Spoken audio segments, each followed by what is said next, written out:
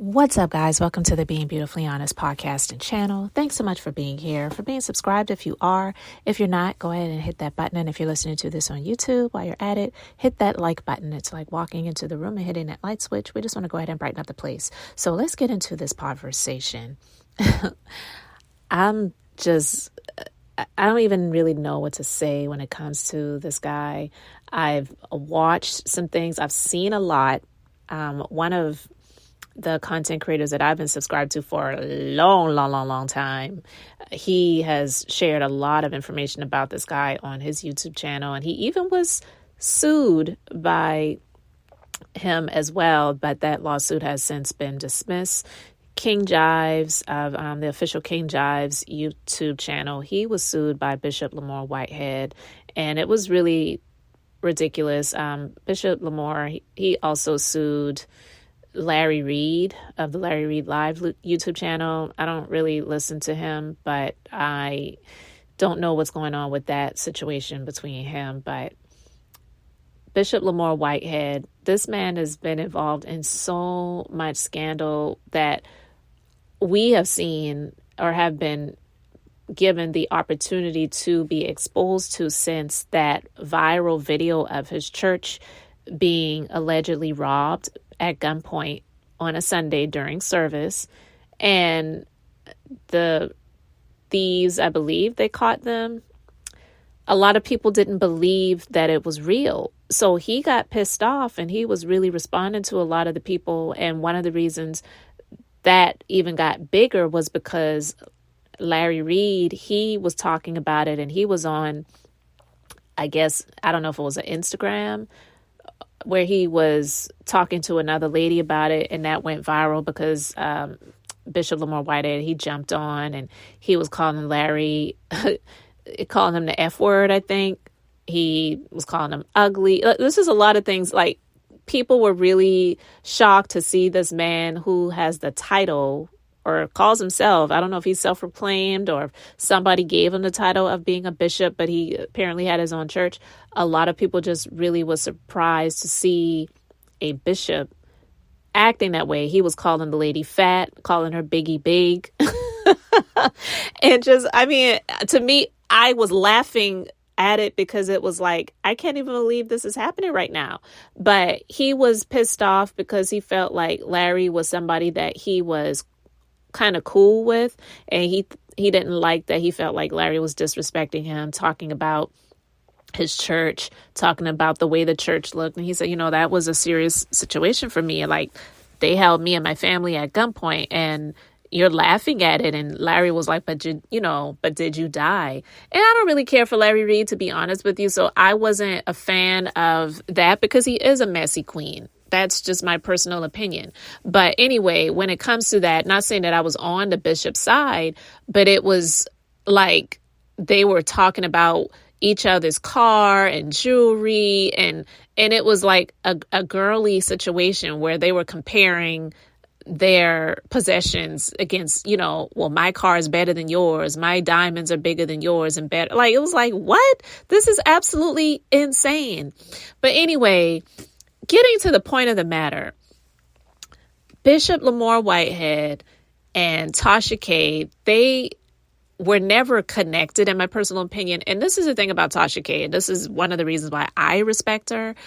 I started following her years ago when she started breaking down all of that R. Kelly stuff. And that, to me, was major. And I know a lot of people don't like her. You have the right to like who you like and not like who you don't like. It's cool. But what I'm saying is that she has always come out and said that she doesn't have any friends when it comes to this stuff. This is what she does for her living. It's her business. And this is what she does. And I respect that because she's just doing what she does. If you have some information to share with her and she wants to share it on her platform, she will do that. So Bishop Lamor Whitehead, he was on this Get Back campaign with Larry Reid, and there were allegations that were out about him years ago, and he, I feel, resurfaced those. He spoke to the guy who had alleged that Larry Reid did some things with him as a minor, and that was information that Tasha K I wouldn't say got involved in, but Bishop Lamor Whitehead really wanted Tasha K to share that information on her platform. And she claimed that because even though she was cordial with Larry Reid, she didn't know prior to her being cordial with Larry Reid that he had allegations out about him and a minor. And she was like, I don't play when it comes to the kids. And that's one of the reasons why I respected her, because I did feel like when it came to the R. Kelly stuff, as much as people loved him and supported him and it was like free R. Kelly and all that other stuff like that, she was like, listen, this dude is messing with children. I don't care what y'all have to say about me or trying to come against me because I'm putting this information out there. I don't get down like that. And I respect her for that. I don't respect anyone that is okay with someone that is messing with children, even if the parents were okay with it. That doesn't make it right. Not everybody deserves to be a parent. There are a lot of shitty parents out here, okay? So don't say that, well, if the parents were okay with it, then they should just let R. Kelly be. Listen, the parents probably need to be in jail along with him too, if that's the case. So nobody should go free when it comes to that. But I'm saying all of those things to say, I feel that Bishop Lamor Whitehead, he got his feelings more involved when it came to Tasha K than they should have been, because I guess he started feeling like she was his friend and she was in his corner or in his back pocket. And she's letting him know, like, no, this is not what that is. And if you got some stuff going on that is serious and federal and all the other stuff, I'm not dealing with that because I don't have anything to do with that. And I don't blame her when it comes to that.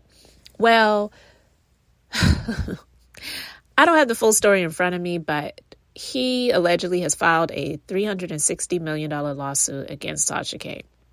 He started going off on her on social media, and it was because, I guess, a story that she shared on her YouTube platform and maybe even on her app, where she was discussing some things that he allegedly had done, and even maybe some possible connection to his alleged cousin, who goes by the name Foxy Brown, the former female rapper. Anyway, he decides to sue her for $360 million. Now, we know Tasha K has already been sued, and she lost in court with that and even the appeal. And they're saying that she owes almost $4 million to Cardi B.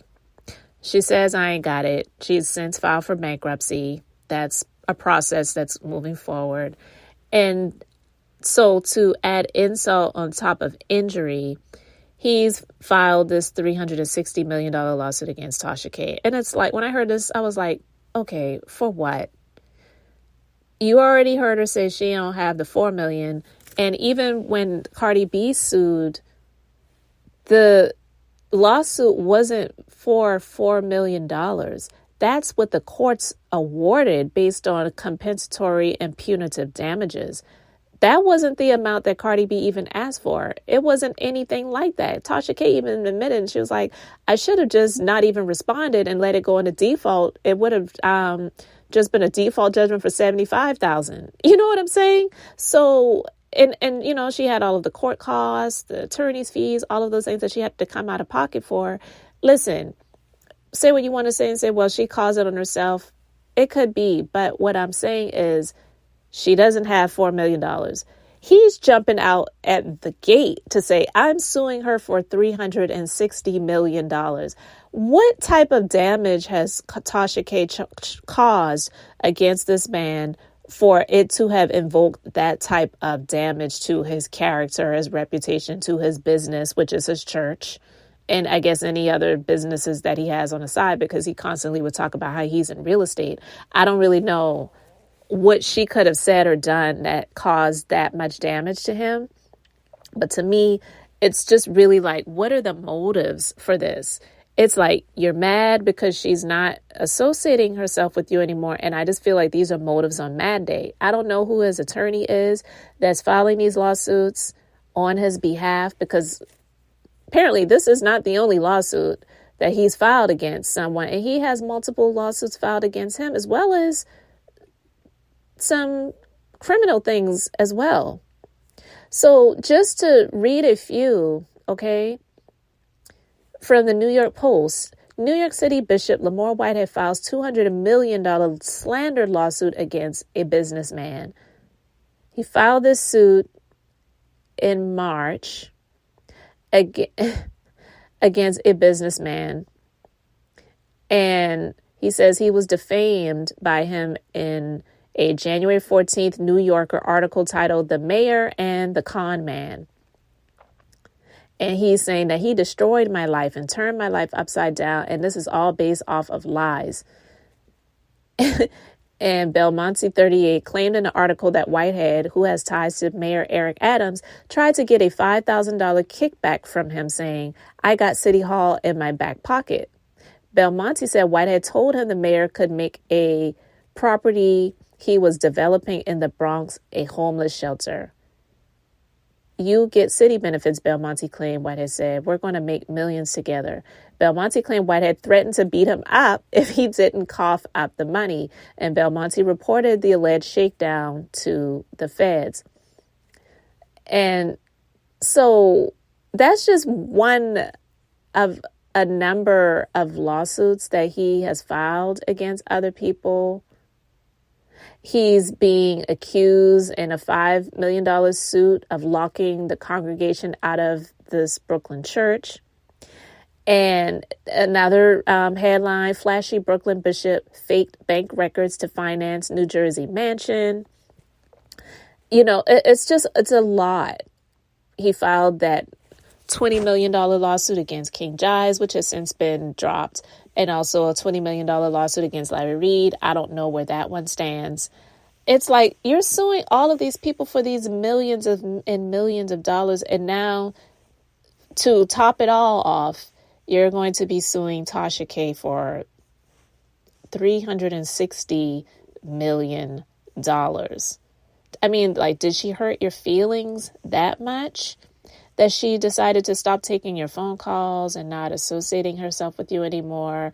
Because it wasn't so much that she was associating herself with him. She was allowing him to speak on his platform. So he got the opportunity to be seen by more and more people who didn't know anything about him. Let's just be honest when it comes to that, as well as when he would do his live videos on Instagram and he would tell people to tag Tasha K and is she in the comments? Let me add her. And, you know, it's just really weird. Among the number of lawsuits that he's filed, he also filed a $50 million defamation lawsuit in November of last year, alleging that radio host that goes by the name Miss Jones labeled him as a drug dealer on air. And that case apparently is still pending. I mean, all of these people out here are defaming him and he's suing them for millions that a lot of these people don't even have. And it's like, you already know that. What in the world? And he's got these criminal charges pending against him. So this story, it seems like once that holdup happened in his church, you just cannot keep him out of the headlines, for better or for worse, by his own actions or people responding to his actions, whether it's someone responding to a lawsuit he filed against them or the criminal justice system locking him up and him having to deal with that judicial system. I'm just saying. But the stuff that was alleged about him and the mayor, New York Mayor Eric Adams, I don't know if you recently heard the story about him and what he is alleged to have been doing. So honestly, it sounds like it might be a wrap for the mayor too. I'm just saying. So if the mayor is being accused of some things that are unethical when it comes to finances, and he claims to be so close to New York Mayor Eric Adams, he may not be very far from the same types of actions as well. So all of these lawsuits that he's been filing up on these different people, and just now to top it off, Tasha K, and it's very hypocritical because he knew about the situation with regards to Cardi B prior to him connecting to Tasha K. Nothing was said about it at that time. You're this bishop. You're supposed to be this upstanding individual. You didn't say anything about that stuff then, but now that you're mad, now you're saying she needs to pay Tasha K needs to pay Cardi B her money. And now you're also going to jump on the bandwagon and sue her for $360 million. It's just absolutely insane. When I heard about that, I was like, you have got to be kidding me. Like, is this real? Did he file this lawsuit himself, or did he actually have an attorney that filed this for him? Does he have this attorney on retainer, or is this just one of his good friends? Because I don't know I don't know what his pockets look like. I don't know how much money he has, but for things like this, it usually costs a good bit of money to have an attorney represent you. They're not the ambulance chaser attorney types that have billboards everywhere saying no fee unless you win your case when you were involved in a car accident, because they know rarely do they ever have to go to court for stuff like that. It's just them writing a few letters, maybe a few phone calls back and forth, if that, for them to get an easy 33 1/3%. You know, but for stuff like this, when you're asking an attorney to represent you in court for something like this, it's usually a 5-figure retainer to hold. And then they're charging you by the hour, hundreds of dollars per hour. And everyone's fees are different, you know. And if they can't settle out of court, then it's a higher fee per hour when you go to court. It's not cheap. So all of these lawsuits that he's filing, it's like, where are you getting the money to pay an attorney to even represent you to do this? Or do you have something on this guy who just happens to be an attorney and they're representing you pro bono because you've got something heavy on them? Because listen, it just makes you wonder. So I don't know. What do you think about this lawsuit that he filed against Tasha K and all of this craziness that's going on with this guy? Like, I'm pretty sure Tasha K is probably to the point where she's just already said, look, I ain't got it. I'm dealing with the bankruptcy court and with regards to this judgment that Cardi B already has against me. So do you really think that I'm going to waste my time dealing with you? I'll just let that go in a default judgment and you can deal with it there. But guys, let me know your thoughts in the comments section. Thank you so much for being here, for liking and subscribing. I'm Beth, just being beautifully honest. So until the next time, I just wanted to keep it brief, beautiful. And now I'm going to say bye.